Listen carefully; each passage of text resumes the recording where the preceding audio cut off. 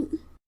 Good evening, everyone, and welcome to another installment of TED Excellence, the show in which I regularly find out just how terrible I am based on my genetics. Or just a day that ends in Y, really. And I come to you live from Crater Valley on the moon with Dog Cat Fox, a Pepperjack, and all of you. Good evening, everyone. Welcome again to Thursday. Tempestuous Thursday. Yes, we are back once again after a week off for vacation. Here I am, rock you like a hurricane. Hope everyone's doing well. Hope everybody had a good week last week. But we are back in business today and busy tomorrow as well. I'll get to that presently. Before I get to tonight's topic, who's joining me on this beautiful Thursday evening? Why, Noah Sencio. Good evening. Molly Okami. Good evening. Mike R. Good evening. Advocatus Diaboli. Good evening. Cynic. Good evening to you. Kiever Dam, good evening to you. And thank you, Kiever Dam, as always, for providing the links to the fundraisers for our friends. In specific, I know I'm playing favorites tonight, but it is a new one, and I want to highlight it. On the list there, Roan Harushan and his family need a little help tonight because of some medical issues that his wife is experiencing, as well as some other things going on. So in particular, if you can pay attention to that one, take a look at that fundraiser. And for all of our fundraisers otherwise, pardon me, Roan Harushan, Moonshock, Natalie, Angela Ariaga, and Ashley, if you guys can take a look at those. Donate if you are able, please do. And if you're not, that's fine. But if you can, share those out on social media. That would be appreciated as well. So thank you ahead of time for that. And thank you, Kiever Dam, as always, for providing the links to those. Tony Giff, good evening. Who else is here? Shell D, good evening. Tier Alexander the Scourge, good evening to you. Aspie Auntie, good evening. Who else is here? Adabisi. Howdy, Adabisi. Howdy, Scribe. Nice to see you, Adabisi. Hope you're doing well. Thank you so much. It's very generous of you. Hope you're having a good evening and hope you enjoy the show. As well, Derek LaRue. As always, Derek, thank you so much for your generosity and support. Very much appreciated. As well to you. Hope you have a good evening and hope you enjoy the show. Kiro Soldier, good evening to you. Who else is here? Funtime Bats, good evening. Corey Suzuki, good evening. The Best Remy, good evening. Ercole Di Stefano, good evening. Evil One, Scribe, Evil One, good evening. Chicago Mike, good evening. Jonathan Peterson, good evening to you. Angelverse, good evening. Zero the Hero 909, good evening. Ost San, good evening. Full Metal Joker, good evening. Shadow Claw gives me an awoo. Well, an awoo to you too. Peter, good evening to you. Just Another Guy, good evening. Catching you live, neat. Are you behind me with a net or something? Like I'm a fish catching you live. Anyway, good evening to you. Just Another Guy. Hope you enjoy the show live. Robert Pincus, good evening. And Shady Grin, good evening. And to anybody else I missed, I don't think I did. I hope not. Anybody lurking or anybody in the future, good evening. So tonight, I had quite the menagerie of TEDx's to choose from after being a week off and having so many things being posted in the meantime. And yet most of them I found to be either A, in languages other than English, or B, mostly kind of boring or overdone. I don't know. But two did stand out to me. Two, I tell you, because both of them are under 10 minutes collectively, and both involve, at least from the titles, a similar theme of one form or another. And so I thought we'd take a look at a double feature. Now, one other note before I begin. I was busy today with several things going on in life, and I forgot to post a poll for the bingo card. So I have made an executive decision that tonight's bingo card will be bingo card B. B as in boycott, for no particular reason. You can find links to the bingo cards in the description of the video below. Get your bingo card Bs ready. And unlike other double features, squares from both videos will count towards their own bingos. So if one talk gets us 3 squares of a bingo and the next talk gets us 2 of that same bingo, it's a bingo. We won't be doing multiple colors or anything. We'll just take them all as they go. But yes, so tonight's subject matter, we have first, pronouncing love right, ice cream and fragile masculinity, whatever that means. The only thing that I have a notion of about this one is that our speaker is doing some kind of spoken word slam poetry type thing, I think. And that's only because I listened to a very small bit in order to make sure that the audio quality was up to snuff for the show. So I could be wrong, but it's under 5 minutes, so it might be a spoken word performance. And after that, we'll have Living Under the Male Gaze. That's not Gays, that's Gaze. Living Under the Male Gaze. So 2 talks, each under 10 minutes, both with some common themological.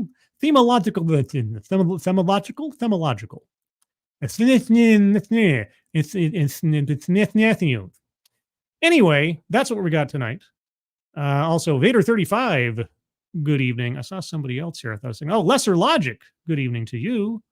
And what was that I just saw? I saw a Putty Tat. No, I saw Corey Suzuki. Thank you, Corey, so much. Appreciate it. Calling it now, vanilla ice cream is racist. Oh, I suppose that could be the case. I suppose we'll find out. Also, Eric Grünstatter, good evening to you, Eric. All right, so with that being said, let's start out with the first one. What was it again? Sorry. Pronouncing love right, ice cream, and fragile masculinity. I can't wait. Are you ready? Let's proceed. How are you feeling? Me? I feel fine. Also, why are you wearing a Yasser Arafat scarf? Yeah, no, I'd already noticed that when I created the thumbnail. But I mean, I can guess why he's wearing a Yasser Arafat scarf. But anyway, everybody hear that all right? Hearing it fine, says Derek LaRue. It's good, says Aspie Auntie. Okay, how am I doing? Oh, okay. Number one. Oh my God, we already got a list. Before we even really begin, we're not even 10 seconds in. We have a list. All right, going to the bingo card, circling a list. And what the heck? While we're here, let's remind ourselves what we're listening for in the course of both of these presentations. Bingo card B. Remember, bingo card B. Marginalize, marginalization, self-vilification or wretchedness, contradicts own point or argument, feminism, microaggressions or unconscious bias, privilege, benevolent condescension, weightless example, plays victim, collectivizes own demographic, economic disparity, argumentative non sequitur, attempt to coin new buzzword or buzz phrase, a list, which we already have by implication, mind reading or assumes motives, patriarchy, anecdote that probably never happened, diversity, equity, and or inclusion, white supremacy, childhood or family anecdote, systemic or institutional, leaves out vital context, sales pitch for product or service, and finally, word salad. So already on the board, we have a list and free space because, well, free is the best price. Who is a weird answer to that question? Number two, do you see the immediacy with which you answered that? Woo is a weird answer to that question. How are you doing? Well, you don't want a full explanation there on the stage, do you? You want an indication that someone is enjoying themselves.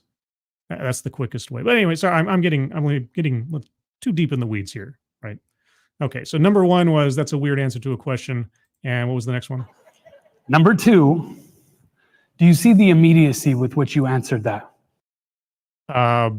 Sure. With which we always answer that question. I don't always answer that question. Okay. I ask you, how are you feeling? And we'll say, good. I'm all right. I'm great. I'm okay. Yeah. But we have it holstered, right? Okay. Mind reading or assumes motives. Circling that one. It's mild, but it's there. Okay. We have our response to someone asking us how we're doing ready to go. Well, it really depends on the culture. I mean, if you ask somebody how they're doing in different cultures, they will stop and they will tell you chapter and verse. In our culture, it's more like a sort of generalized overall kind of greeting kind of thing. It's not meant to be taken literally like I want to hear the litany of your personal struggles or accomplishments today. But, okay. And this generation is reimagining mental health. What? By actually asking themselves and checking in with themselves and getting into that process. I mean, good, bad, or ugly. Yes, personal self-reflection on one's mental stability is really only a current generation thing. Prior to this, nobody did such things. There was none of that at all, I guess. Underwhelmed or exhausted, accosted by all of it. Okay, I understand this is supposed to be some kind of like weird poetry spoken word thing, but you're getting near word salad. And again, we're not even a minute into this. In search of a power button or an off switch. Uh-huh. With your hands or your heart first. What? More like a wave or a starburst. This guy looks like Mirror Universe Kurt Metzger, and I think we'll probably have a similar result to that idea. How are you feeling? How am I feeling? I was at the river with my niece. You were at the river with your niece. Okay. And I asked her, and she said, Pokey. Okay, well, childhood or family anecdote. Technically speaking, niece is a family member, obviously. How are you feeling? I'm feeling pokey. Let's see. Over here in the chat. Thank you, Chicago Mike. Why is Jim Ignatowski giving this talk? I don't know who Jim Ignatowski is. Have I lost my nerd card or my sports ball card or something? Or maybe stand-up comedian card? I don't know. Tell me who Jim Ignatowski is. Because I honestly don't know. And also, this is Kyle. Good evening. What are we watching? We're going to be watching a double feature of first a spoken word thing about something, and then a presentation about the evils of the male gaze. Taxi. Oh. Wait. I don't know Taxi character names. I know the actors. I'm sorry. Is that who is that? Which actor played Jim? I don't remember. See, that was actually just on the cusp of before my time. Like my parents watched Taxi and I saw it occasionally. SWD40, this would be perfect outfit for Kurt and Kyle's pussy. Yeah, I know, right? Yeah, so somebody take a screenshot of this from the original in the link below and send it off to Kurt. Let's see. Christopher Lloyd's character. Really? Was Christopher? Well, yeah, I guess he was sort of like the stoned out one. All right. Okay. I thought you were talking about like a physical similarity or something. Anyway, let me back up a little bit. You were at the river with your niece, right? And I asked her, and she said, Pokey. So I placed my palms on hers, said, feels pretty smooth to me. She said, on the inside.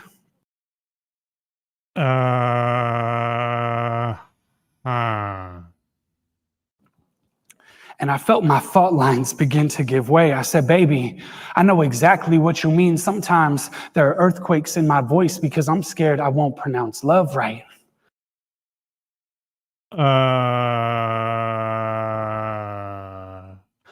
She looks puzzled. We're all looking puzzled right now.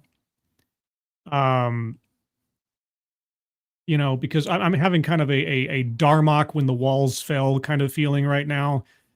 And I know, spoken word and stuff, but still, it really needs to make some kind of sense. Wondering why I would fear the only language she's ever heard me speak in. She says, what? How the rocks at the bottom of the river are soft, they weren't always, Wait. The water has to flow to make them like that. Usually I'd be pausing purely for the sake of YouTube and having something to say. In this case, I'm just taking each statement in by itself and like trying to understand where are we and what are we doing? I dropped every constellation I was holding on the ground and we laughed new galaxies into existence.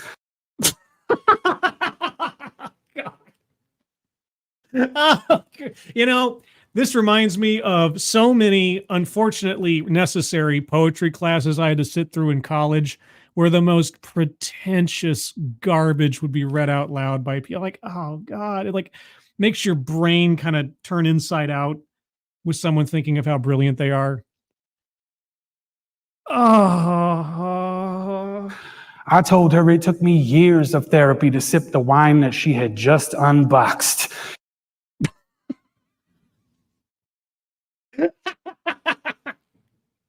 You're a wine mom? You drink boxed wine? Not literally, but in the abstract existential sense.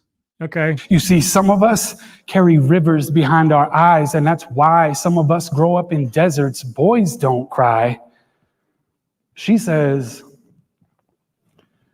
they're just not something to try to stand on because they get all slippery.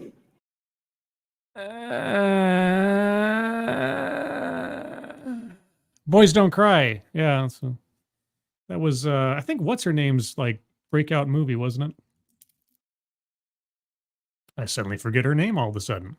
I remember she was in The Core, which is an absolute classic piece of cinema. If you've never seen The Core, watch The Core. I tell her no one has ever been more right about these fragile concepts of masculinity. What?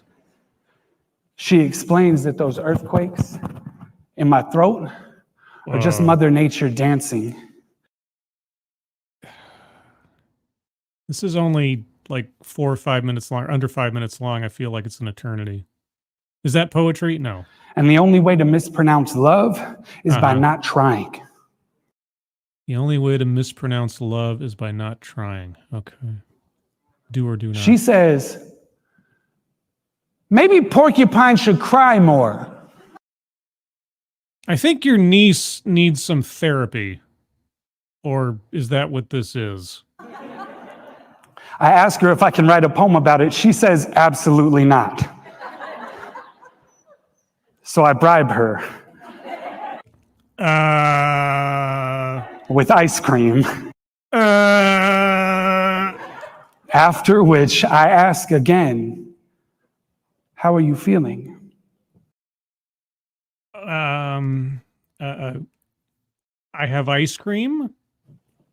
She says, a little smoother.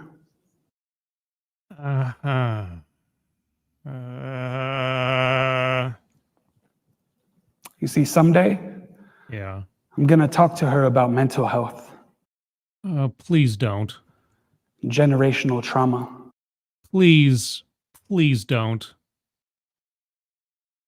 Kiever Dam, thank you so much. Park word salad in the ceiling. Okay, is that a play on the concept of word salad in and of itself? Yeah, I'm circling word salad. I know, slam poetry, yeah, but still, this is all just pretentious gobbledygook. So circling word salad. Okay. Systemic oppression. And how our bodies are big enough to hold the top of joy and the bottom of grief at the same time. Systemic, well, systemic institutional. I guess I'll have to circle that one. Holy cats. We're getting quite a bit out of this brief interlude before the longer presentation. But today, today I simply tell her, we all feel pokey sometimes. Well, what does Gumby have to say about that? Because, you know, they're pretty close, those two. And the ice cream never fails. That's it? Wait, that's it? What? What? I mean, oh, for crying out loud. Right? What? What is that? What the fuck is that? Okay, I mean, not even as spoken word, slam poetry, whatever. What that had. Okay, if I had the clip available, but I don't, play that clip at the end of Billy Madison, where the guy telling everybody that we are all now stupider for having heard it. Just, all right. Well, the only benefit to that, if there is a benefit to that, is that we have 1, 2, 3, 4, 5, 6 circles on the board. And to remind, we're on bingo card B. Circled so far, we have free space, a list, word salad, systemic or institutional, childhood or family anecdote, and mind reading assumes motives. Is there anything else on here that might apply? Marginalization. I didn't hear anything like that. Self-vilification or wretchedness. Well, he did talk about the fragility of masculinity, which sounded kind of self-vilifying to me. So I think I'll circle that one. Sure. Contradicts own point or argument. There was no point or argument, so I'm not sure he contradicted anything. He didn't promise anything at the beginning of the talk, and I guess I wasn't cheated out of something as a result. I don't know. Feminism. No. Microaggressions or unconscious bias. No, I don't think so. Privilege. No. Benevolent condescension. I mean,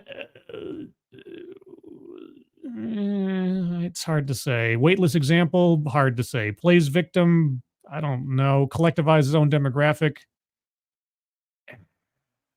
I don't want to double dip on the masculinity thing, unless somebody's got a better argument for it. Economic disparity, no. Argumentative non sequitur, like the entire thing. It didn't mean anything. It didn't go anywhere. I guess that's just word salad. This wasn't an argument. This wasn't an argumentative. This wasn't a persuasive essay. We'll save that for the next one, maybe, unless somebody's got a good one. Attempt to coin new buzzword, buzz phrase, patriarchy, anecdote that probably never happened. Diversity, equity, and inclusion. White supremacy leaves out vital context.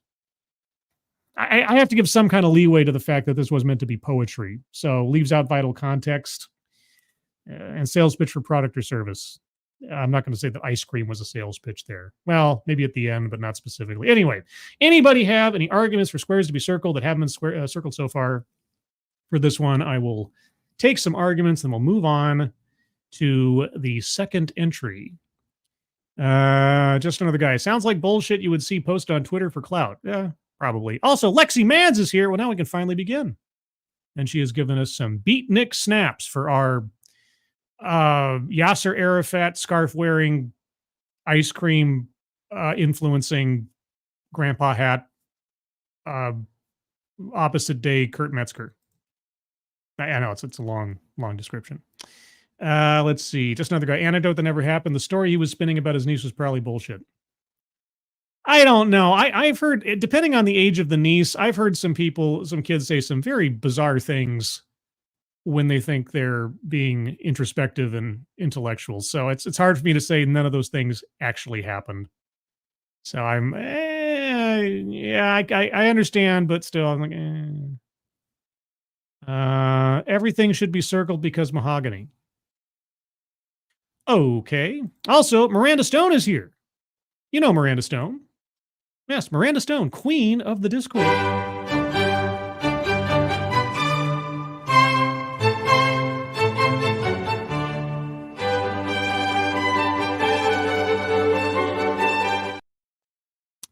Good evening, Miranda Stone. Also, Zalbla is here. Zalbla, long time no see. Hope you're doing well. At least as far as I know. I mean, I might have missed you appearing in the chat at some other time recently. Any other arguments? Let's see. The story was a retelling of Alan Watts' concept of pickles and goo.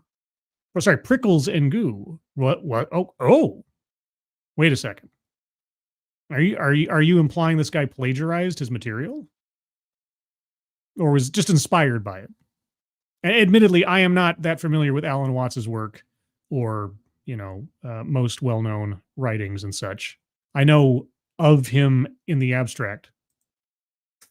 I don't think I have a square for that, though.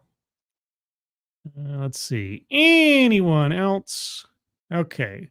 Well, if you come up with something else later on, and of course, those of you listening in the future, if you come up with a square to be circled elsewise, an argument that I didn't think of or the chat didn't post, you are, of course, welcome to post it in the comments. And you may even post-show create a bingo. It's happened before. It could happen again. All right, so that's our first slam poetry. I thought it would have something more to do with masculinity per the title, but okay, not much.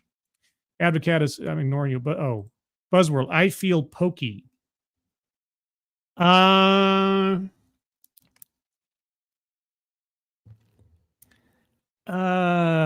that? Attempt to coin new buzzword or buzz phrase. It was so brief, and he only said it like once, right? Or he asked her again, do you still feel pokey or whatever, I guess.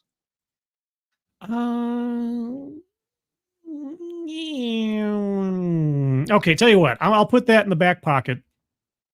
If we don't have a more clear example from the next presentation, we'll fall back to that one. I'll keep that as a backup. I get where you're going. I mean, it was a brief event there. Schrodinger's cat, good evening. What an angel, absolutely ridiculous human being. Okay, sure. And Alice Morgan, good evening to you. All right, so that was part one, our spoken word, ice cream, masculinity, pokey, hokey, whatever that was. Now we're on to the serious stuff. This is a 9 some odd minute, I think, presentation about living under the male gaze. Again, that's G-A-Z-E, not G-A-Y-S. Are you ready? I'm ready. Keep your bingo cards handy. We are continuing on with the same bingo card and squares. Here we go.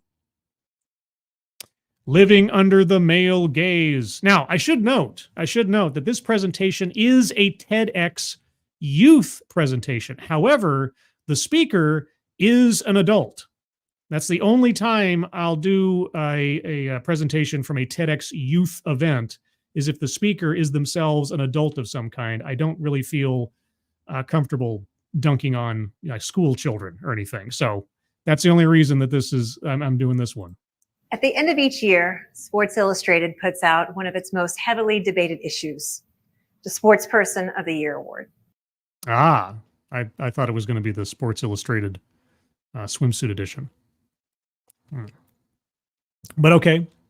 And? It's one I anticipate with the giddiness of a child before a birthday. I try to predict the winner and then argue with anyone willing to listen as to the merits and oversight of the final selection. It's sort of like the sports enthusiasts' Oscar Awards, at least back when the Oscar Awards were interesting and felt competitive of some kind. But anyway, come on, play video. 2015 was especially exciting because for the first time in over 30 years, there was a real chance that an individual woman could win the honor. Oh, okay. So hints that you are a sexist. Okay. Serena Williams had just put together one of the best years of competition tennis had ever seen. Coming up just one match shy of a coveted Grand Slam. So she failed. Because in sports, it's a game of inches. And if you miss by an inch, you still miss. Where a player wins all 4 Grand Slam titles in 1 year. But she didn't, huh? Okay. To see a woman grace the cover of a magazine that largely reserves its cover status for scantily clad women in a swimsuit. Oh, so we are going to talk about the Illustrateds. Okay, yeah. Scantily clad women in a swimsuit. Yeah, all those women, total victims. Total victims, not successful models or athletes in their own right or anything. No, just. And it completely, they did it unwillingly. They have absolutely no desire whatsoever to be featured in, I was trying to say Sports Illustrated, featured in the Sports Illustrated swimsuit edition. Orchard. Sounds like a variation of tortured or something, doesn't it? Orchard. Is that like being burdened with too much money? Right? Like fortune torture? I don't know. Would be exciting. To see a woman win Sportsperson of the Year would be enthralling. And so I waited. And waiting is the hardest part. With some skepticism. I am not surprised. That Sports Illustrated would allow a female athlete entry into a male-dominated arena. Well, I mean, if only she had actually succeeded in a Grand Slam. Oh, well. But it happened. Oh. In December of 2015, Williams won the honor and graced the cover. And I honestly don't know this. Sincerely, I don't know. Was she the first woman ever selected? I'm assuming that's what she's saying here. That prior to this, there'd never been a female athlete featured in that issue. As I raced to see something that hadn't happened since 1983. Oh.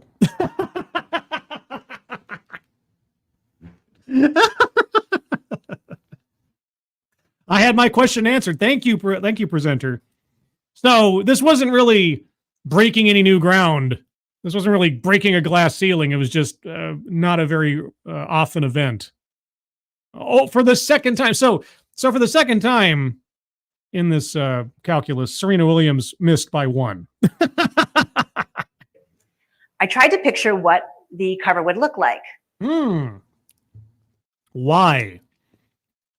You are obsessed. A strong woman, Yeah. dominating her sport with determination and ferocity in her eyes. A shining example to young girls of what is possible when you ignore the haters and lean into what makes you different. Right. Okay. And how have you personally taken this example to heart in your own life? I'm assuming we're going to hear something like that, maybe. I would think so. And then I saw the cover. Uh-oh. I have no idea what the cover looked like. The Sports Illustrated 2015. Oh, was she in a swimsuit? Was she in something scantily clad? Did your personal hero, was she forced to do something that you disapproved of? I got a feeling. And I thought, Yeah. Here we go again. Oh, so now that Serena Williams assented to do something that you didn't approve of, uh-oh, what did it look like? Williams posed on a royal throne, wearing a black unitard, wearing stilettos. Oh, no! Oh, why? Someone's bitter in life, aren't they? Oh my God. A unitard and stilettos on a throne.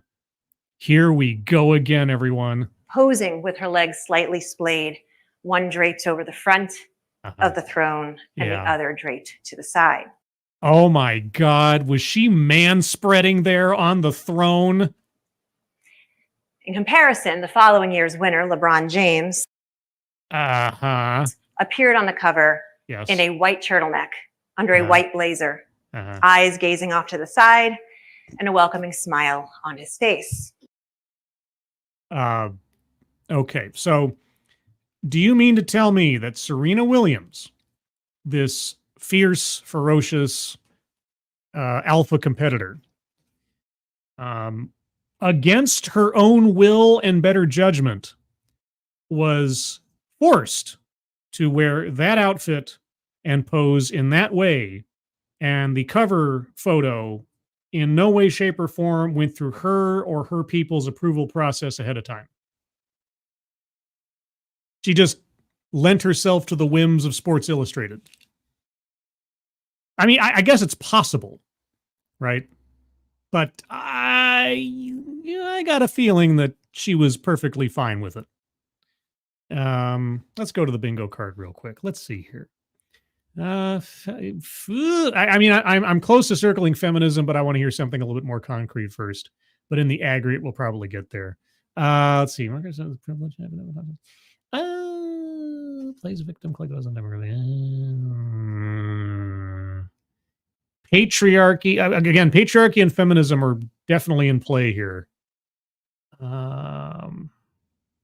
Leaves out vital context. I'm going to wait. Maybe she'll say something about Serena Williams commenting on the cover or something.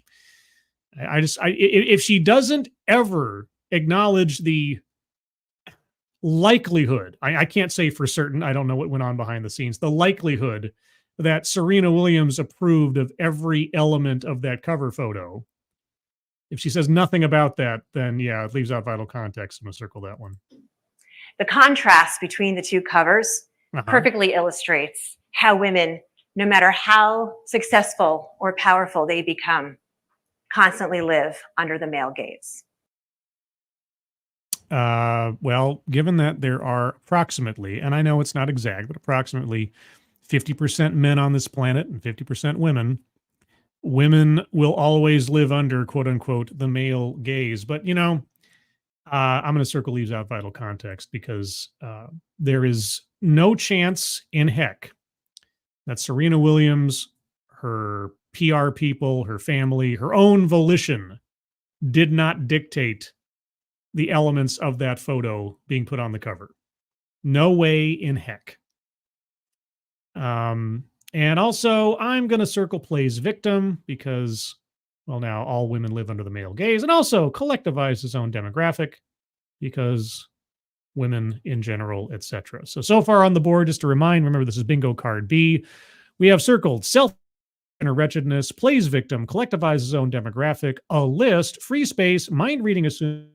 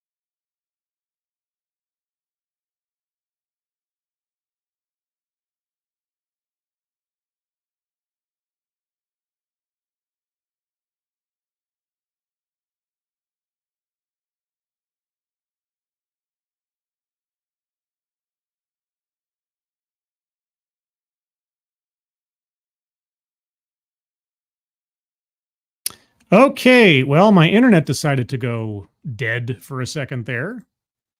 So apologies for that. I will, after the stream is posted, attempt to cut out that part of the video for everyone's comfort.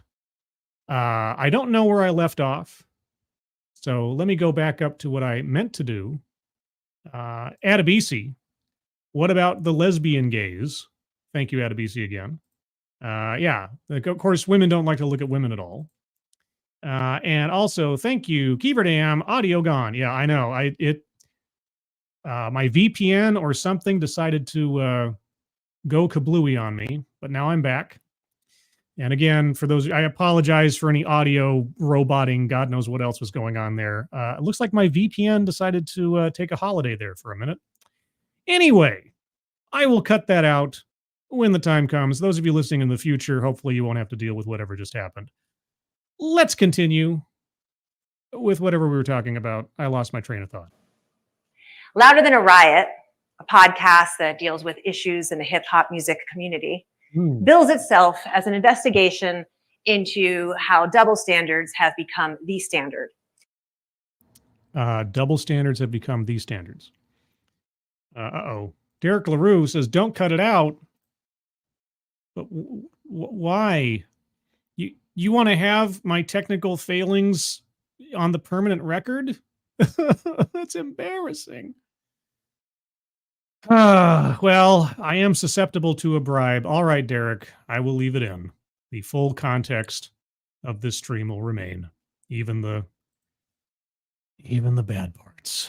All right. Thank you, Derek. Anyway, you were saying what? A podcast about hip hop said what now? Defines the male gaze as the idea that everything women do is in the eyes of what cis straight men want to see. Right, because women don't like being appreciated for their physicality. And of course, women don't like appreciating other women for their physicality or are inspired by them or anything else. And obviously, the female form doesn't sell magazines, as we know. This is a bit of mind reading on my part. This is not one of those things where I'm saying that I got a success or something by guessing something ahead of time. But when I hear things like this, I really think that we're listening to the personal internal monologue of the individual speaking. It's not so much a comment on society as it is a bit of sourness and bitterness on the part of the speaker. But I am just sort of trying to be a mind reader.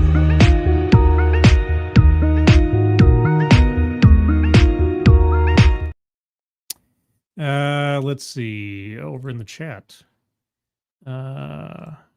Just another guy says benevolent condescension. You are very much correct. I'm gonna circle benevolent condescension. Yeah. And that is another instance of mind reading assumes motives, but we had one for the previous talk, so that's perfectly fine. I'm going to circle feminism because the complaints about the male gaze are a constant feminist talking point. Also patriarchy. I think that is unavoidable here as well. So on the board, again, to remind, this is the combination of both presentations so far. Self-vilification or wretchedness, feminism, benevolent condescension, plays victim, collectivizes own demographic, free space, a list, mind reading or assumes motives, patriarchy, childhood or family anecdote, systemic or institutional, leaves out vital context, and word salad. We are very close to a bingo or two, depending on what we see next. Actually, you know what? With all this talk about Sports Illustrated and so on and so forth, I'd say that's a sales pitch for a product or service. Wouldn't you?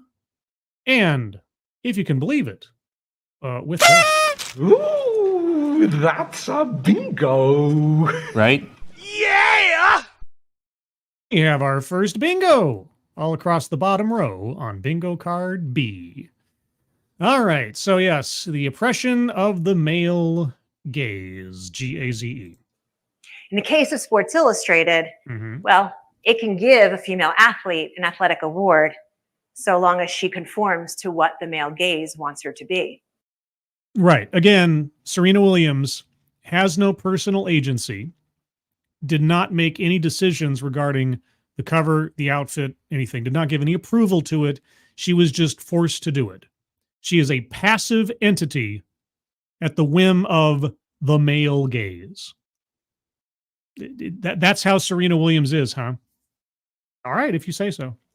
LeBron James, he can win the same award and appear buttoned up and dignified.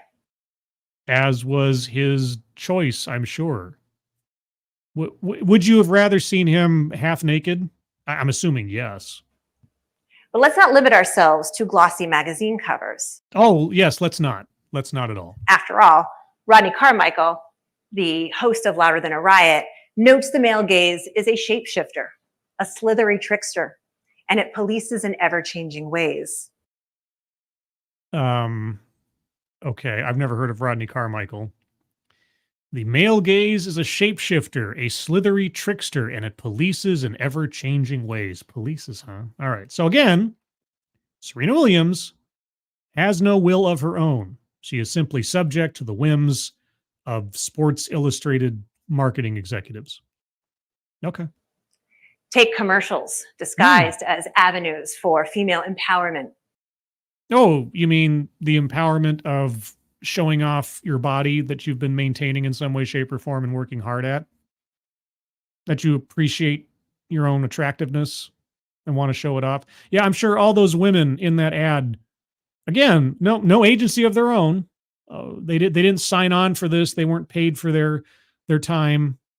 They didn't want to have a job in some advertising. They're just slaves, everybody. They are absolutely powerless slaves for shampoo and bathroom products. Yeah. Dove Soap launched a Real Beauty campaign in 2006, featuring women of all different shapes and sizes. Yeah. Okay. And that is disempowering to women? With executives bragging about expanding the narrow definition of female beauty. Well, at 2006, that was a long time ago. That's the sort of like the prototype or the progenitor, let's say, to the beauty at any size kind of philosophy. So I suppose in some way, yes, it was the beginning of something relatively insidious, but it itself wasn't any more or less so than any dozens or hundreds of other advertising campaigns for other products going back 100 years. But at the end of the day, Mhm. it was still naked women selling a product. Those women weren't naked. I don't know what to tell you. That's not naked. That's like swimsuit territory. That's like two-piece swimsuit territory. Maybe our speaker's a Puritan or something, or a Quaker. I don't know. You know, we're just showing off an ankle is somehow scandalous. But those women weren't naked. They were wearing underwear and, at worst, swimsuits. So The male gaze had won again. the male gaze had won again.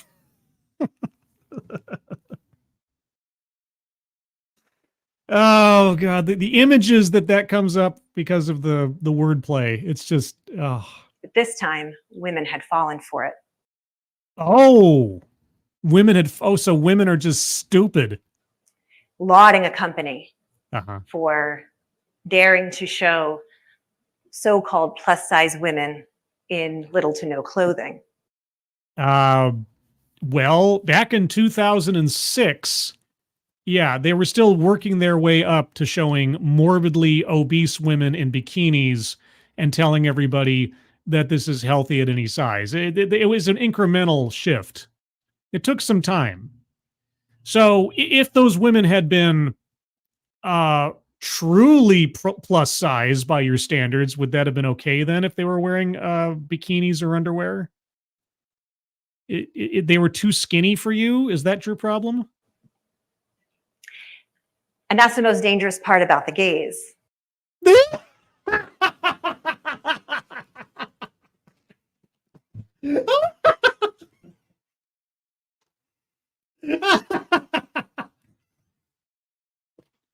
Man, you just clipped that out of context. I tell you what. That was great. Oh, man. That was great. Okay, tell me what's most dangerous about the gaze. It doesn't care whose eyes it's looking through. Oh, so wait a sec. The GAZE, I'm just going to call it Z for the sake of clarity. The Z is an existential entity like Florida Man that just kind of inhabits people's brains at certain times when there's an attractive woman around. Is that it? Okay, tell me more. And why are we talking about the Super Bowl? Oh, is it going to be cheerleaders? Is it going to be the halftime show? Is it going to be Janet Jackson and her wardrobe malfunction? What is it? The very women being exploited by it. Exploited? Exploited? Okay, so the women in that ad were not compensated for their work. Serena Williams did not approve of any of the elements in that photograph. Whoever you're going to be talking about at the Super Bowl was not compensated for their work or time or did not make an effort to perform or participate in whatever we're talking about. Okay, if you say so. I mean, women are absolutely powerless, guys. You know, I mean, Serena Williams, she's an absolute monster on the tennis court, but man, you get her in a photo shoot and she just capitulates to everything, I guess. Will fall for the misdirection and support its products nearly every time. Oh, yeah. Women are stupid, guys. Wow, this is great. Remember Super Bowl 54? I don't. I don't. The halftime show featuring Shakira and Jennifer Lopez? I honestly don't. Wait, do you mean to tell me that Shakira and Jennifer Lopez may have appeared in clothing that was suggestive of their body shapes? You ever hear the phrase shake your moneymaker? Because there are some truisms to human existence that will always be true, even if you are persistently jealous. The talk the next day praised how a woman in her 40s and a woman in her 50s could put on such a great show and look so good. Yeah. I'm sure they did nothing of their own accord or volition to keep their bodies in presentable shape for their careers. I'm sure they do not diet and exercise and do God knows what else to try to maintain their image for their careers. I'm sure it just kind of happens, right?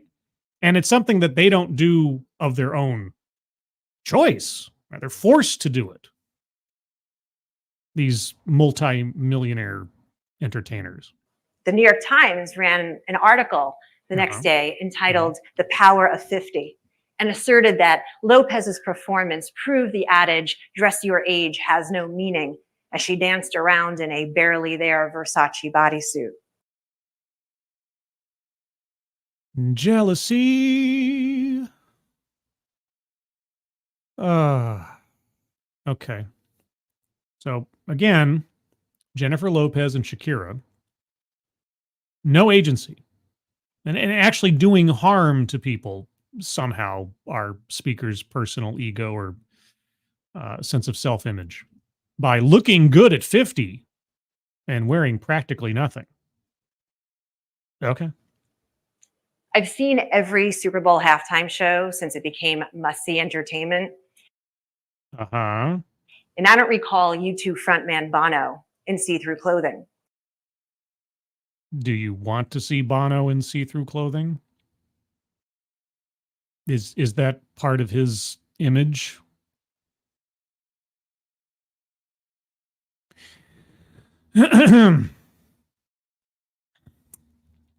Okay. Or Bruce Springsteen dancing around a stripper pole. Do you want to see Bruce Springsteen dancing around a stripper pole? Is that part of his aesthetic? Has that been part of his shows throughout the course of his career? You remember where Jennifer Lopez really got her start as a fly girl on In Living Color, a dancer? All right. Okay. Well, I don't know what to tell you because Bono's not a dancer and Springsteen's not a dancer, and dancing at the level that Jennifer Lopez did and presumably still does requires quite a bit of athletics and your body to be in pretty good shape. So there's a bit of a difference there. I don't know if you know this. These are different people with different styles. But okay, all right, sure, all right. Their age has nothing on us moment was never defined by a gaze.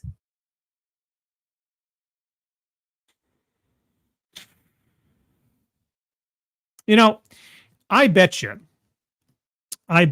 if Bono at 50 or whatever he is now, had the body of a 30-year-old who does regular exercise, people would comment quite mightily on how good he looked at 50 if they caught a picture of him at the beach with his shirt off or something. You know, sort of like how people are consistently amazed at how huge jacked man looks so good at his age. But okay, you cherry pick two examples. You don't have any examples of, let's say, middle-aged music entertainers who are male and look good with their shirts off. And you got there are none, I suppose. Maybe they're not. I don't know. Just as Doug. Whoa! Hold on. I apparently hit the volume button on my headphones and it went up to 100. And that really hurt my ears. Pardon me. That was my bad. Hopefully, I don't think that hit you, but it hit me pretty hard. Okay, let's try that again. So I'm going to back up a little bit here. The on us moment was never defined by a gaze. Just as Dove soap changed the conversation to all different shapes and sizes, the NFL focused on all different ages and demographics. Okay, so you had 50, 40 female entertainers showing off their forms at that age and people being impressed by them. So long as those more diverse shapes and sizes and ages and demographics still gave the male gaze something to look at. Okay, I don't know if you understand the dynamics of sexuality, heterosexuality in particular, and marketing. Okay, well, I guess the ultimate question I'm asking is, what would our speaker like to see happen? How would our speaker like to see people behave? What is our speaker's perfect version of the world? Gotta wonder. It looked right at us, and we looked the other way. Oh my God. So how does this keep happening? I don't know. How is it that men are continually attracted to women wearing practically nothing? It is. I tell you what, I wish I had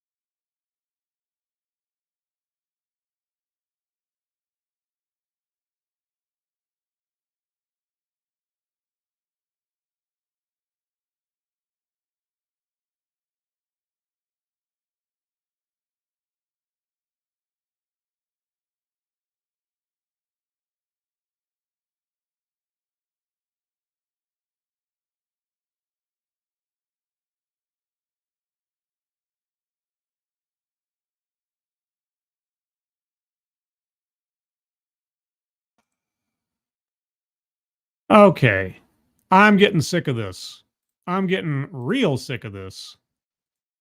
My VPN keeps failing and restarting and reconnecting to something else. It's getting, boy, this, oh my gosh. Derek LaRue, thank you. Don't cut it out. Again, okay, I won't be Dave Coulier, but I'm going to have to figure out, I'm sending a complaint to my VPN company because this is silly. This is just silly. And thank you again, Adabisi. Stopped at, I wish I had. I don't know what I was going to say. You're trying to make me remember what I was going to say. Oh man, I wish I had blah. I don't remember now. I don't remember. Miranda Stone, thank you so much. Do whatever Derek says. What is going on here? Just a cent to, okay. I apologize, guys. Boy, oh boy. Guys, not gays. Let me back up a smidge and I'll start from back here and see if I can try to reconstruct whatever it is I lost. And I'm going to, like, if this happens a third time, I'm just shutting down my VPN altogether and try to get back. So again, I apologize. What's this now? Corey Zuki, thank you so much. What's screwing with the signal on the moon? I don't know. My VPN keeps stopping and restarting again over and over. Maybe they're having a CrowdStrike situation. Couldn't tell you. But I'll tell you what, though. I will be either turning off or switching out my VPN for tomorrow's Living on Borrowed Crime, because I am not going to risk getting cut out in the middle of that show. So let's try.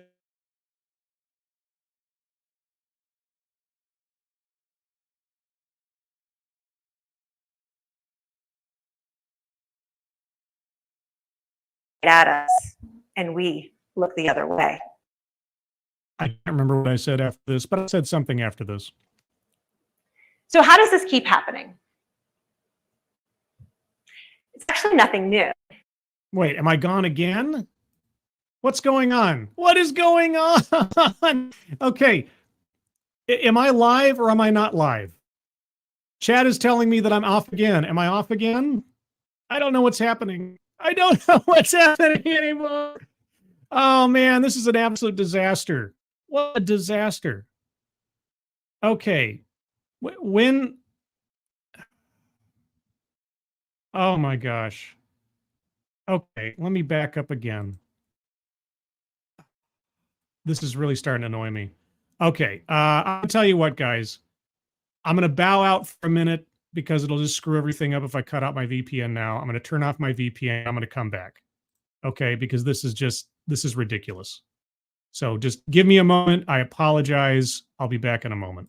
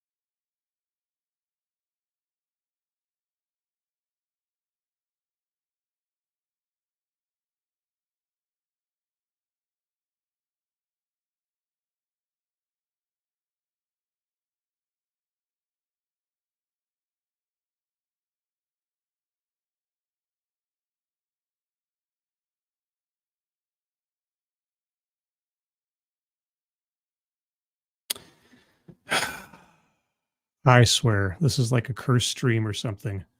I got to make sure whatever this is does not happen tomorrow. I don't know how or why or otherwise. All right, let me know when you guys can see me again. I can't tell. I can't tell anymore. Ay, caramba. Cursed stream. And I sincerely apologize, guys. This is the last kind of thing I want to have happen on a show, obviously. It makes me all sort of stressed out and upset. Let's see here before I miss everything else. There may have been super chats since I was gone. I might have missed them. I'll see if I can bring those up. I apologize, guys. Okay, maybe not. Okay, maybe I didn't miss anything. Okay. So anyway, the stream is cursed. Let's try this one more time. Just as Dove soap changed the conversation to all different shapes and sizes, the NFL focused on all different ages and demographics. Right. So they were ageist and somethingist. So long as those more diverse shapes and sizes and ages and demographics still gave the male gaze something to look at. Right. And I think I said something to the effect earlier of, can our speaker imagine why that might be, why men might appreciate looking at the female form in some way, shape, or form from time to time. Thank you, Attribution. Again, no super chats. Also, we love you, so you aren't allowed to be upset. Oh, man. I really appreciate you guys. I mean, you know, I'm so sort of self-conscious about trying to put on a good show and everything and not having any technical issues or dead air and all that kind of thing. And I don't want to annoy anybody and like, oh, people just running off because like, oh, his show sucks.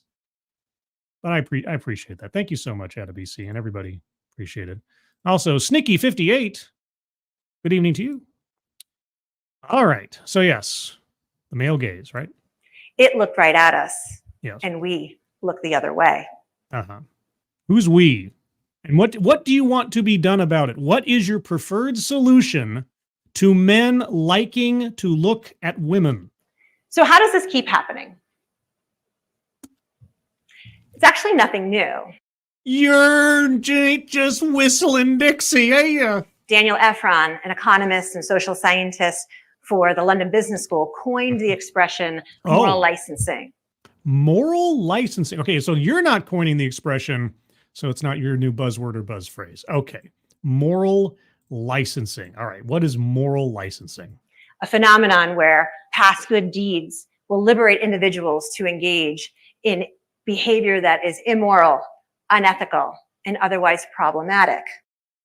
Phenomenon where past good deeds liberate individuals to engage in behavior that is immoral, unethical, or otherwise problematic. Could you give us an example, please?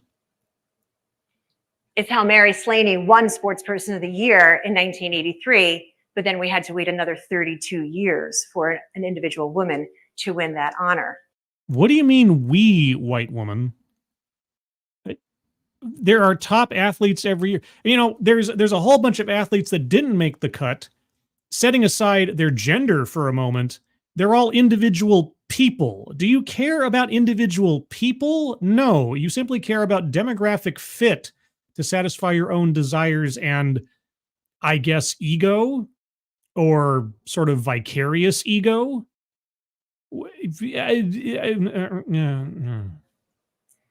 Malcolm Gladwell describes this kind of moral licensing perfectly. A woman gets accepted into a man's world. She thinks somehow something has changed, but nothing has changed.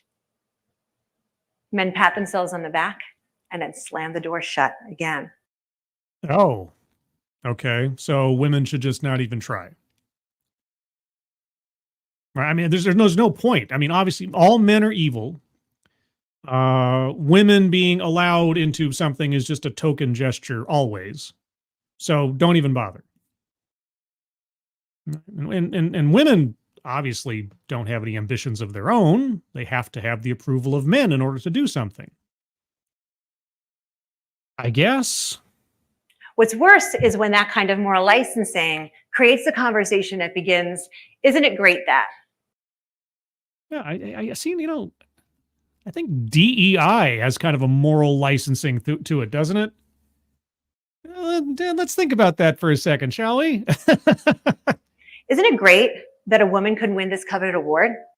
That's your talking point from the beginning of this presentation. Isn't it great that the women in the soap commercial look just like me? They don't look just like you because they're individual people and you're an individual person, and you want to, okay, these are all you decisions. You understand that? Isn't it great that pop music performances aren't limited to 20-year-olds? Sure.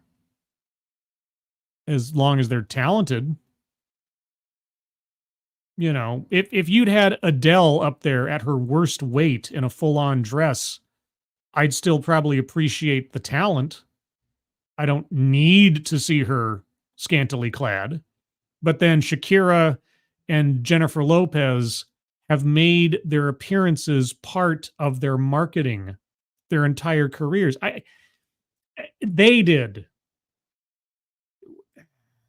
Thank you, Alan Thyler, for the how's it going, Dogcat Fox? Oh, Dogcat Fox. Wowie, wow, wow. Oh, that's a Weebo Jones Dogcat Fox.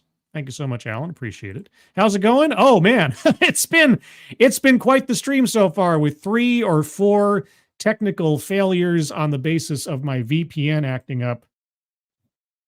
I won't say what VPN it is. I do not want to disparage a company that may someday decide to sponsor me or something. Wouldn't that be something? I've never had a sponsor, save for you guys. You know, sort of like PBS. This is made possible by viewers like you. But yeah, not the best showing for my VPN tonight. I tell you what. Okay, anyway, you were complaining that talented people like to show off their bodies because that's what their fans expect of them, and it's really none of your business, and you're just jealous. What again? Performances aren't limited to 20-year-olds. Mhm. Those good deeds of inclusion mask the problematic bottom line that we keep giving the male gaze more than its pound of flesh, both literally and figuratively.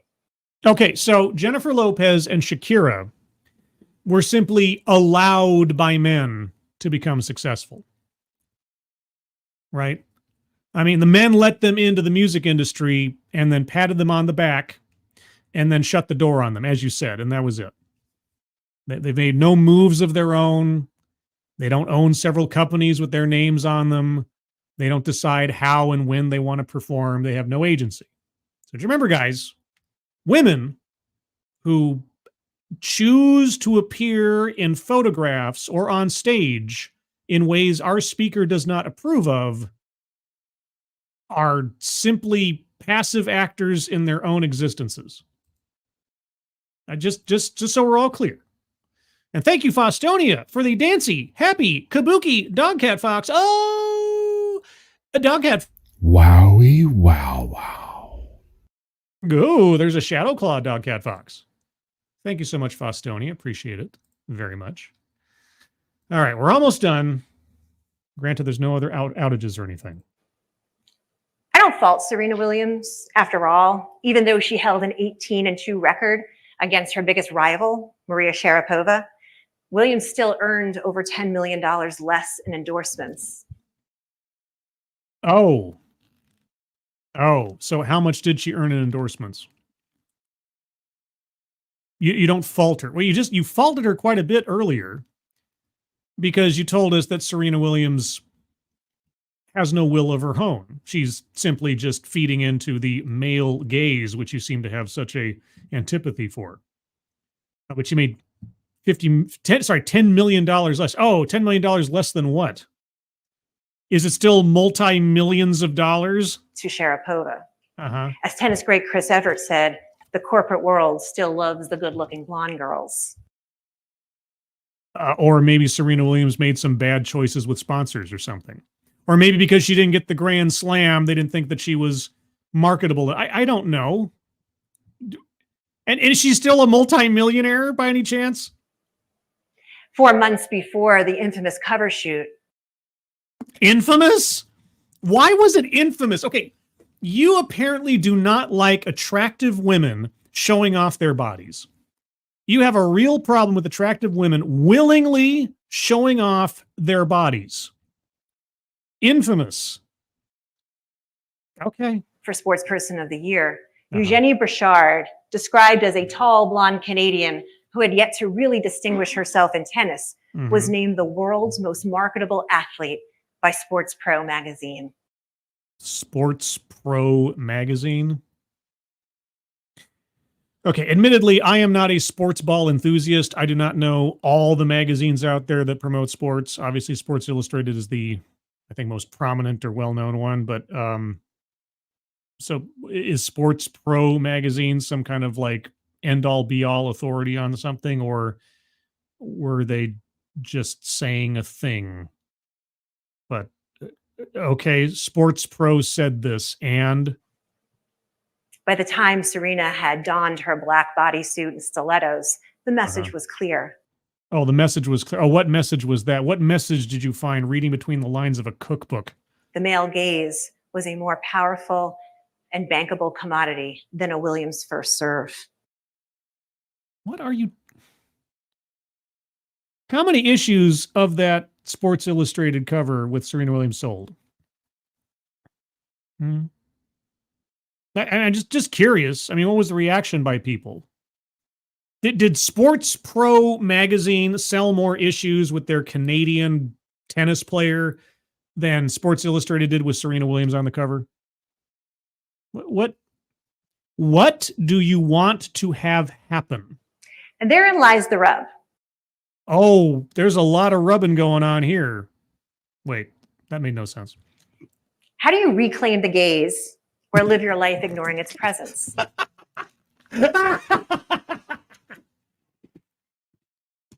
Oh, it doesn't stop being funny. It just does not stop being funny. The wordplay here. It just, oh man. Not when you go to Lululemon and buy their running shorts called the Hottie Hot shorts. Yeah, boy, Lululemon. It's a cult. So now you don't want anybody to buy Lululemon? Not when you subscribe to one of the largest nutritional and wellness companies in the world called Beachbody. Oh, are you Beachbody ready? The one company way back in the day that did not give in to the proto-woke mob. The gaze is ubiquitous. Mm. So even as I'm standing in front of my closet trying to pick out my outfit for today's talk, or Yeah. Uh-huh. Were you looking for something that you found aesthetically pleasing and you thought other people might find aesthetically pleasing as well? Were you trying to, I don't know, attract people's attention by your wardrobe choices? getting my hair highlighted and cut the week before.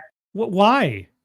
Why do you care what other people think? In fact, you shouldn't care what other people think. If you care what other people think, then you are giving power to the eyeballs upon you, which will inevitably include the male of the species. So you are contributing to your own misery.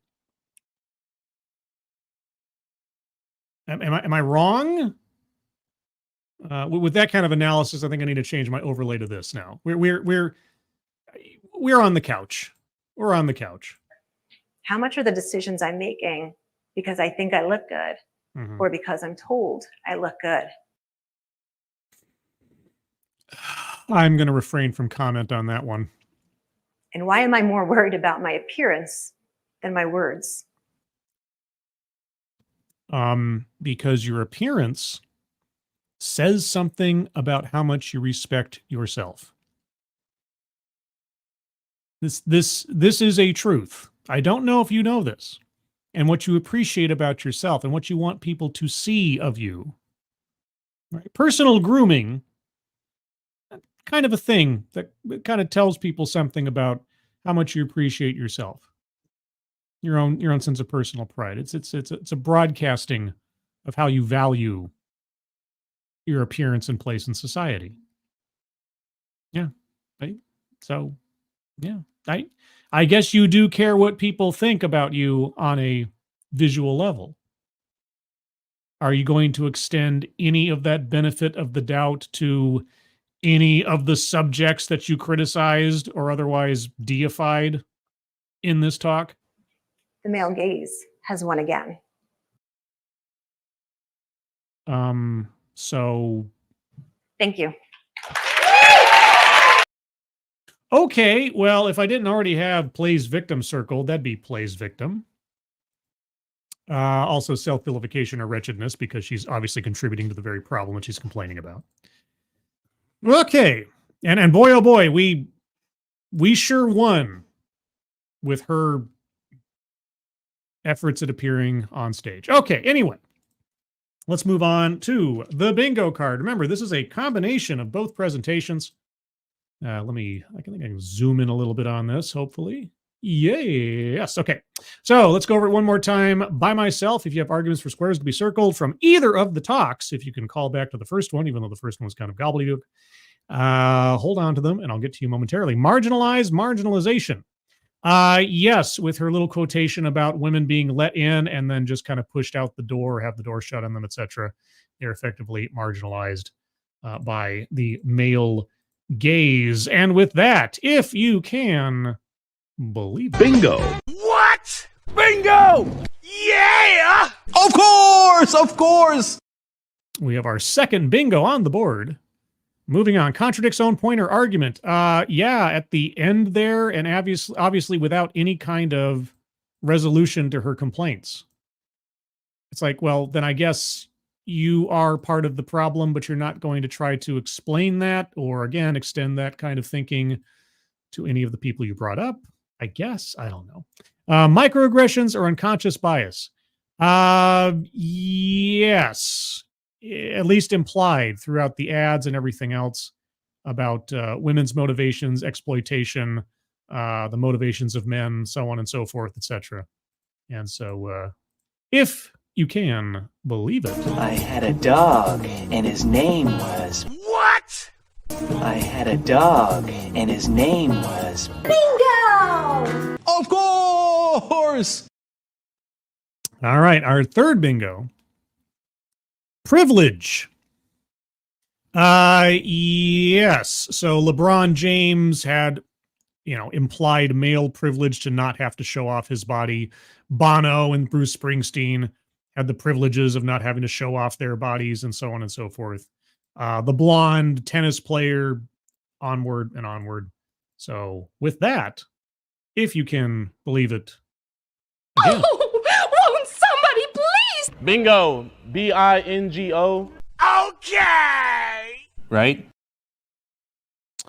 another bingo. Oh my gosh. Economic disparity. Well, you know, Serena Williams made $10 million less than Sharapova. Poor Serena Williams. I'm sure she's having to clip coupons as we speak. But consequently, because of that.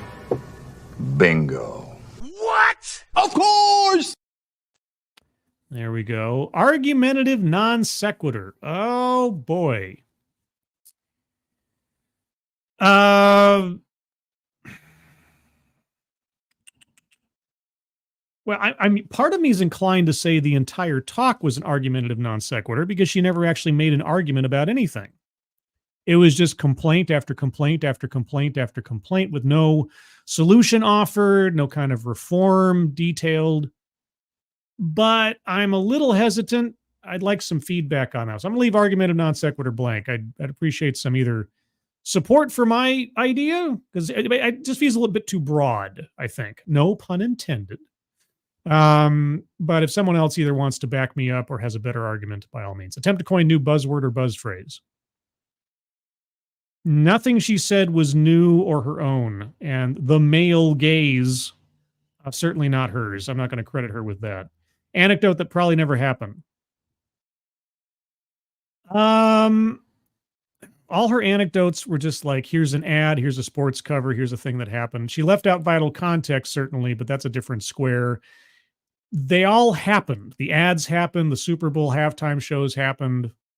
I don't think there was an anecdote in there that was too perfect or something. Her interpretation might be off, but the actual advent of those things was not false, if that makes any sense. Unless somebody's got something else wise. White supremacy. It was decidedly implied through the Serena Williams and pretty blonde white girl Sharapova thing. And also the Sports Pro magazine girl or whatever, again, was sort of implied. And so, as a consequence of that... Ooh, that's a bingo. Right? Yeah! Okay. We're down to 3. 3 squares. I don't know. Could this cursed stream lead off to an even more cursed instance of a blackout? I'll just forewarn everyone. Every argument made for any of these remaining squares has to be top of the pops, king of the heap. I'm not going to give short shrift to arguments that are just not up to snuff. You got to have a really good one, because each one of these things is going to lead to a couple of bingos, and we're on the cusp of a blackout, which would be in many ways appropriate given the events of this stream thus far. But I don't want to get ahead of ourselves.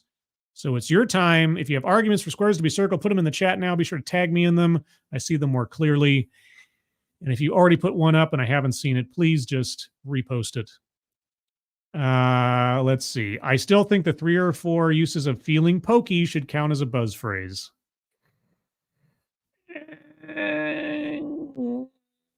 Again, I'll keep it in mind. I'm not. I mean, it's the slam poetry thing is that's a tough nut to crack when it comes to trying to determine some of these squares, because it is so all over the place and abstract. Shadowclaw, remember this: all people, mostly women, complain about men sexualizing women. Will 100% sexualize men given the chance? No, I know that's true. Yeah, obviously all women are innocent of ogling men, because our speaker never brings up men doing similarly, obviously. And also, it's senior staff reporter and chief Florida correspondent Colleen Bernier. Every day has a yay with Colleen Bernier. Hello, Colleen. Okay, Scribelight. There are plenty of male acts that dress for the female gaze, which totally made that point not go with the theme, and a non sequitur when she brought it up.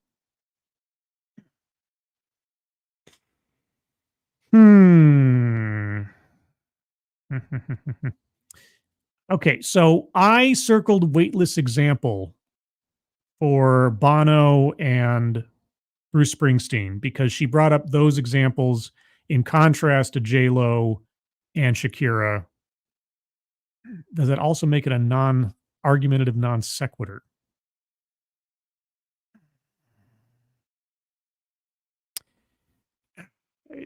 I'm not so sure. Oh, that's a fine. That's a hair to split, isn't it? Okay, I either need somebody to back up Advocatus on this, or tell me why weightless example in that instance didn't already cover that territory. Let's see. Her point was there's no instance where the reverse occurred. Well, she did that all over. Okay, now it's. But that contradicts own point or argument. Leaves out vital context. There are other things. It has to be something she brought up that went nowhere. That's what the argumentative non sequitur is. That she brings up something and it has it amounts to nothing. It accounts for nothing in her argument. And I'm not sure that stuff you've said isn't already covered by the other squares. I know I'm being really picky here, but I'm trying to make sure we're all being playing honest here. Not saying you're being dishonest or something. You know what I mean? Korisugi, I feel like Scribe's internet cutting out is an argumentative non sequitur. Nice try. Daniel Fullman, she said while preparing for this talk, people told her that she looked pretty. Story that never. Oh, jeez, that's just mean, man. That's just mean. That's actually a quote from a movie. If you can actually name that movie, I'd be surprised. I don't want to give away too many clues to it, but someone shoots a suitcase and someone says, "That's just mean, man." Anyway, let's see. Derek Lee, what was her argument? Truthfully, the whole thing was okay. All right, you know what? You're right. The whole thing was a non sequitur. The whole presentation was a non sequitur. It went nowhere. It went I think that was my original sort of interpretation of it. Yeah, it literally, the whole thing was just, it went absolutely Bingo. What? Of course! okay. On the table, Advocatus Diaboli says feeling pokey amounts to an attempt to coin a new buzzword or buzz phrase. I don't know if that works. Little Mo Sislak, payback. You're right. It was payback, not get Carter, although I can see why you'd make that mistake. Yeah. And it was James Coburn, payback. James Coburn, Mel Gibson. Mel Gibson shoots the guy's suitcases. They were like alligator skin suitcases. Yeah, something like that. Let's see. Oh, Advocatus said, "Oh, pardon me, Advocatus. I sorry, it scrolled up. This chat moved. Okay, Advocatus got it first. Payback. Yes, congratulations. Pardon me. My apologies. All right. So I need some feedback. Does feeling pokey from the first presentation, does that amount to a new buzzword or buzz phrase? Because in the context of a brief slam poetry kind of thing, it's a little abstract. It's a little abstract. Snicky 58 is ogling scribble. What? Hey now. Hey. I will not allow myself to become victimized by the female gaze, because the female gaze wouldn't want to have anything to do with me in the first place.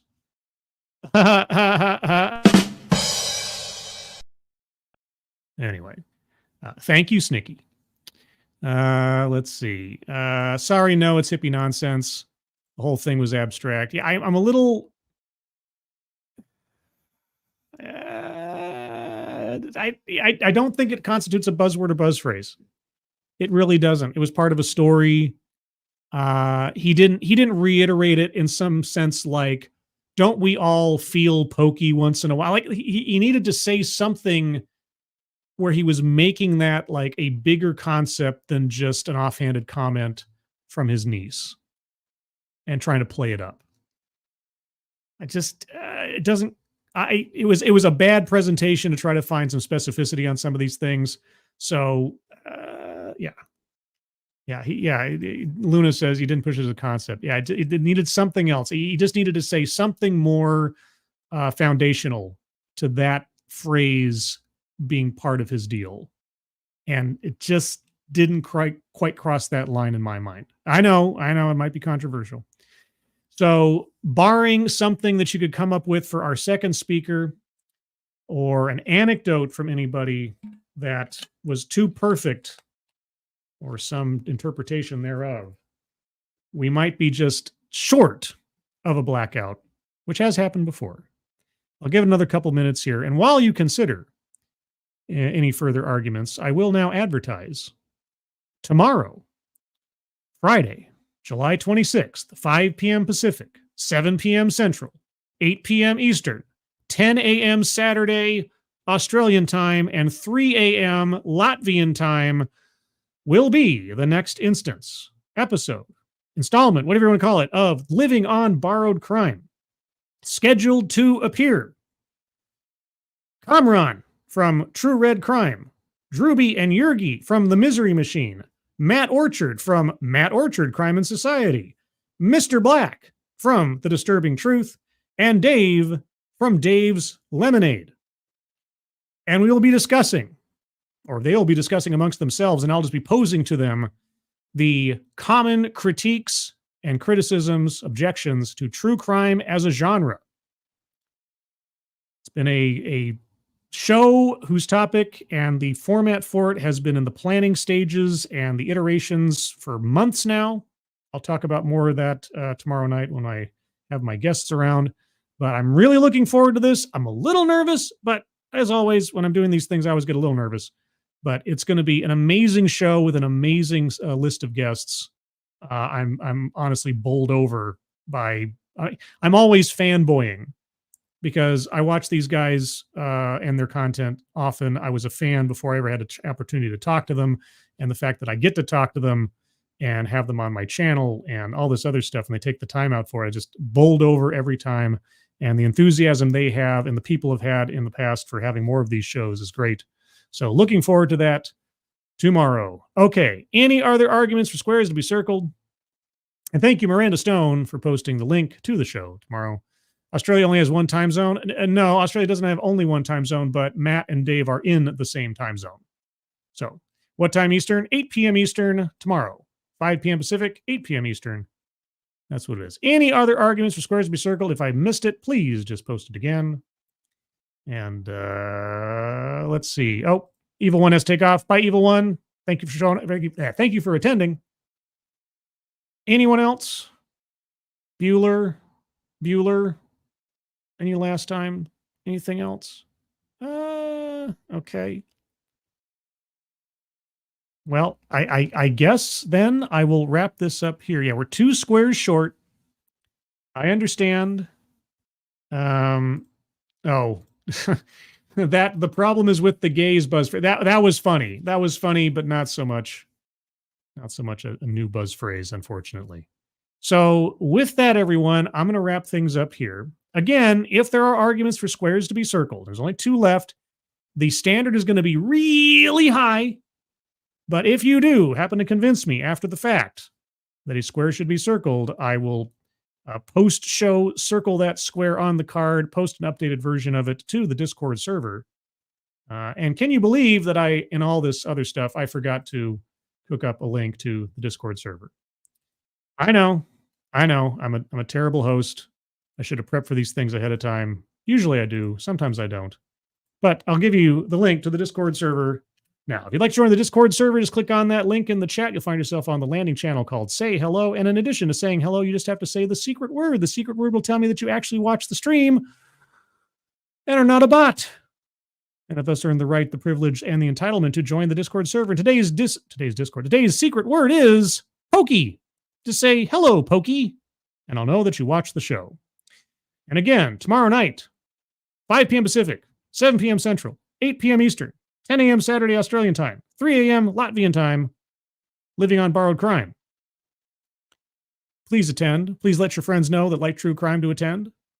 I want to get that series going at a more rapid pace. I'd like to do it more regularly and get more people aware of it, both audience and true crime content creators that I can interview in the near future.